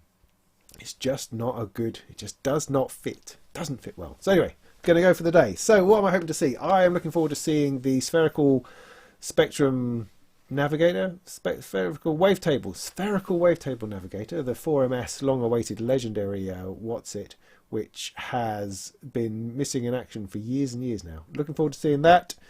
I'm looking forward to seeing Black Corporation, to thank them for sending me the Descartes Dream Kit, and see if they can give me some money towards buying the components. Look at that, but I wanted to check out their new synth, so that sounds really interesting. Livestock got some new stuff. I'd like to see that. I'd like to check that out. I'd like to check out the DinSync new Jupiter 1, J1 could be. There's some other SH101 kind of cloney things there as well. Hopefully I want to run into the man behind the Clang, because that should be about ready now, so looking forward to checking that out, which is kind of a chordal oscillator thing. I hope to run into Dieter Dofer again, just to shake his hand one more time. That would be nice. What else? Just loads of stuff that I can't even think of at the moment. Maybe I'll run into Arturia and ask her where my microfreak is. Everybody else seems to have a microfreak. I don't seem to have a microfreak. Don't care. Don't know. Anyway, so yeah, what are you looking forward to seeing at Superbooth is the next question. Before we finish, we'll just close on that question, shall we? Any ideas on that? Anybody out there in our dwindling watching world? The matriarch. Yeah, now that's a thing. Oh, that's funny, isn't it? The reaction, I find the reaction that people have to that very, very weird. The colour. People are really upset by the colour. Some people, a group of people, a certain group of people. I mean, I guess there's a kind of a basement dungeon studio aesthetic, which is Electron, essentially. It's all black with flashing little lights. Everything's black, everything's dark. Oh, black. Whereas Moog is not that. It's not that. I love how they've refound what they're about with things like the Grandmother, because those sort of trippy hippie videos that they do, they're just spot on. That's exactly what Moog are about. They're not about banging techno or electronic music, big, things, deep studio type things. They're about instruments. They're about putting together something that you're going to enjoy playing by itself, as if of itself, as well as sticking into other stuff, of course. But with the Grandmother, they produce this synth, which it's just this thing, it's this entity, and it uses technology which no one else really has access to. Fantastic. And then the matriarch just goes, let's just make this bigger and fatter and wider and see what people do with that. I think it's brilliant. The Moog one is the same. It's this instrument where every single part of it is just fascinating and interesting to play with, and that's how it is. And to criticise it because it looks unlike anything else you've got, I think is very short-sighted. Very short-sighted. Bit of colour is fantastic. It's like red. I mean, when I saw they were releasing a black one of these, I thought, maybe I should wait for the black one. No, I mean, this is fruity red, man. Absolutely. How fabulous is that? So yeah, the matriarch, definitely want to have a play on that. Looking forward to it. It's always tricky to get your hands on the Moog stuff because lots of people are hanging around. So maybe I'll try to get there first. Don't know. The Seven Serpent Synth Society. Oh no, that's a person. Sorry. I thought someone was recommending that I go and check out their synths. The Behringer Eurorack. Yeah, maybe. I mean, I haven't heard anything of that at all. No one was, Mr. Behringer at Thomann wasn't talking about it as such. But the fact that their Euro case exists is a thing. But that, I think, ultimately was very disappointing because it was just a rebadged Moog case, really. And the Moog skiffs are alright. I've got 3 of them, and that's fine. But they're only good because they've got Moog written on the back. Otherwise, they're a bit kind of sliding nuts, really. Don't have power built in, really. So I think Behringer can do better than just doing one of these. And are they doing brackets? I don't know. Do these brackets fit them? I don't know that either. But Behringer should produce a good cheap case. Doesn't even have to be good. Could be a crap cheap case with a power supply that works, because that's actually one of the hardest ways into Eurorack is getting the case. What case do you get? That's hard and it's expensive. So if there's one thing that could do with being cheaper, it's the case and power supply.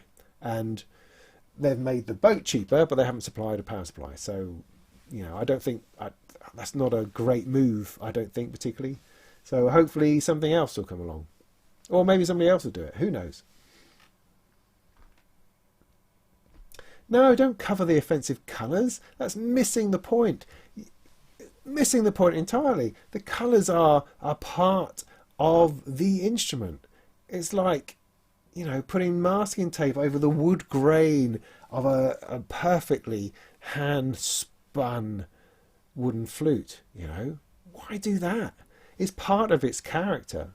The colour, the arrangement of modules, the way the hardware works, it's part of the character of the synth. If you're not into that, don't get it. Stick with your blank black Korgs and your Electron stuff. That's fine. Stick and groovy with that. But no, don't cover up the colour. It's part of the sound. I think if you take that out of it, it's no longer what it is. Man, you Gotta go with it. You got to trip along those ways. You got to find the positive vibes, you know. And the colour does that. It really does. And we've got to find something that's different between synthesizers, haven't we, these days?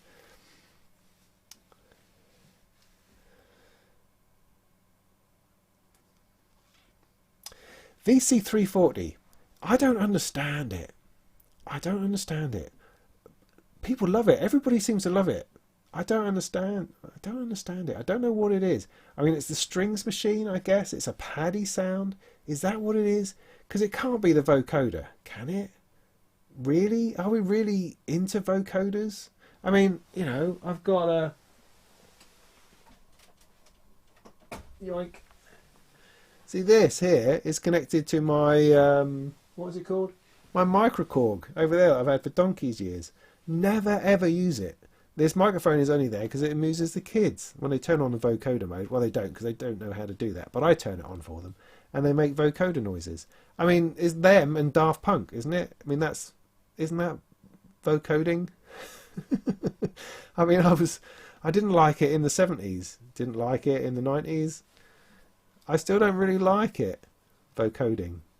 But I guess the VC340 isn't all about that. It's about something else that I don't really understand. I don't know. I don't get it.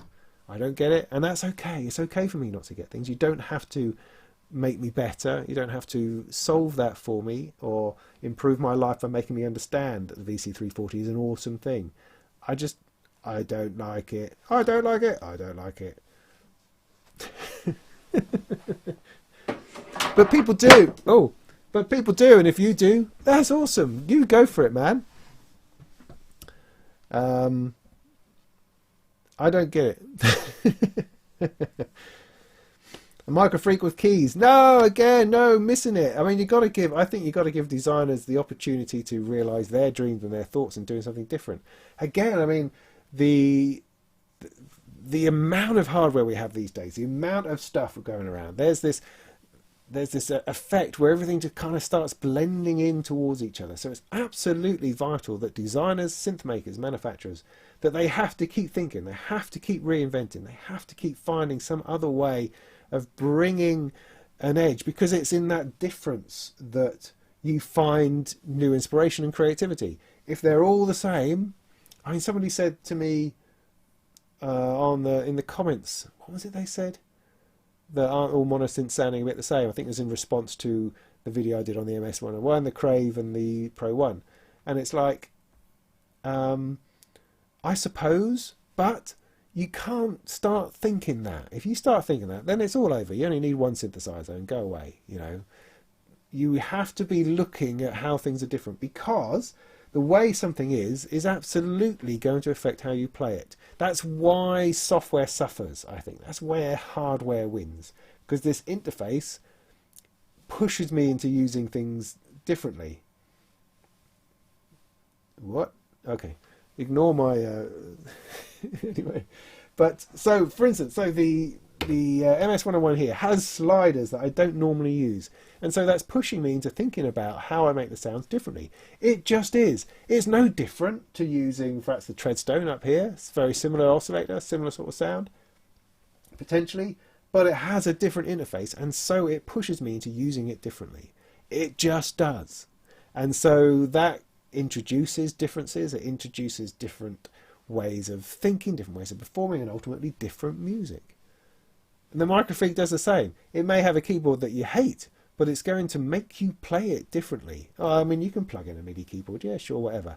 But don't minimize the differences, is what I would say. So if something is the wrong color for you, or the wrong shape, or has different knobs, or worse knobs, or tiny knobs, or big knobs, or a keyboard or a scratch pad, you know, I would enter into what it has and see what that brings to the table. See how that changes the way you play.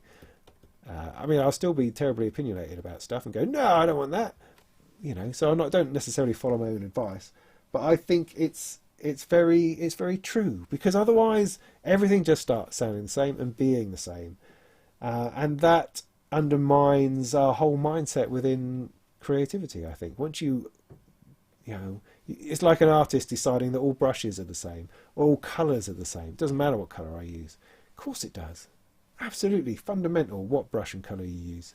Totally. What mode you're using, what form, what material you're using. All these things are vital. Similarly on a synthesizer, I believe. All these things are totally vital. So maybe I should play it round my neck because that will make me play it differently. Don't know. This is only here just to demonstrate the thing anyway. I'm going to put it away and then probably never play it again. No, anyway, robots? What? Okay, Peter Frampton? What? What's going on with that? Oh, somebody's asked me if I'm staying up for the Game of Thrones thing. Yeah, probably. Sell a kidney, yes. Yeah. A vocoder will be a useful survival tool during the robot takeover. Yeah, I think it would. I mean, it's going to make communication easier. Yeah, I can understand that. It's just a bit of a thing to lug around, though, isn't it?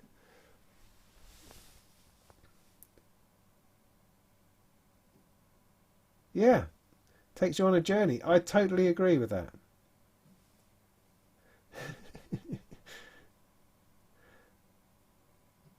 Right, now I've forgotten if there's anything else I was supposed to talk about today. I can't quite remember. Hey, we've got a newcomer into the loop place. Let's try his loop. Sorry, Steve. Just going to throw you in here.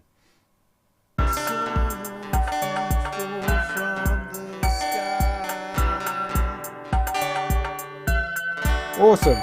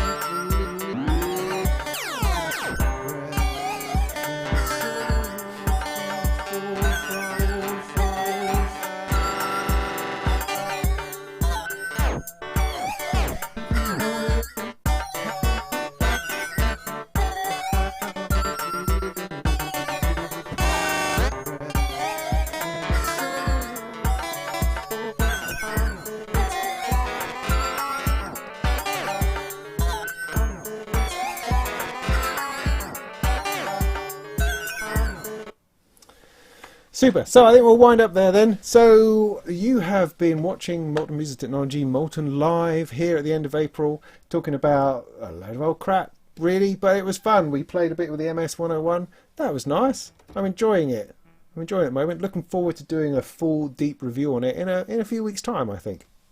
I've got other things to do in the meantime. So it was fun bringing this out and having a bit of a play with it. The Endless app by Tim Exile is only available by invitation at the moment, and there's an invitation in the description to this video. If you want to try it out, follow the link, have to be on iOS, and you can install it and play with the beta version. You can jam by yourself, you can jam with friends, you can jam on my thing here. I'll drop in from time to time and spin up something new and just see what's going on. By all means, or if you want to talk to me about it, then you can talk in the comments, you can send me emails, Facebook, anything, tweets, whatever you like. I tend to answer everything because I'm still small enough to do that. You ever got any questions about anything, just then do let me know. Coming up, we have things like an in-depth review of the Native Instruments Audio 2. We have some surface performance testing coming up very soon and some surface comparisons. We have some videos on building an audio PC. I've got videos on building the Deckard's Dream. We've got a review of the Black Modulator coming along. I've got a review of the Uno from IK Multimedia coming along. All this stuff coming up very soon. So this is the channel to stay on, man. This is the place to be. And if you want to follow me at Superbooth in a couple of weeks, then I will be Instagramming, I imagine, under my Instagram handle of RobinV00. Come and follow me on that. And you'll find that's a place where I combine my life in general along with synths and bits and pieces. So there's all sorts of stuff on there. So come and say hi. Don't be afraid. I generally respond well to people talking to me. I can be a bit shy and awkward. Don't worry about it, and don't worry yourself. You know, I'm generally relatively nice and harmless. So if you're at Superbooth and you see me, by all means come and say hello, and don't be offended if I don't remember who you are. Or know who you are, or know what you're talking about. I'll just smile and I'll nod and go, yeah man, it's cool, and that's great. And it'll be great to run into anybody. That would be super. So thanks for joining me. For some reason I feel like I've forgotten something really important. No, I don't think it's that.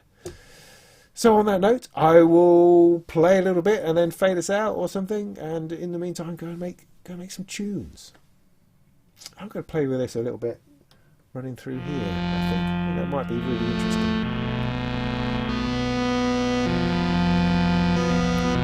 I still haven't worked out the sequencer either, so I'm just doing the old ARP thing at the moment. Oh.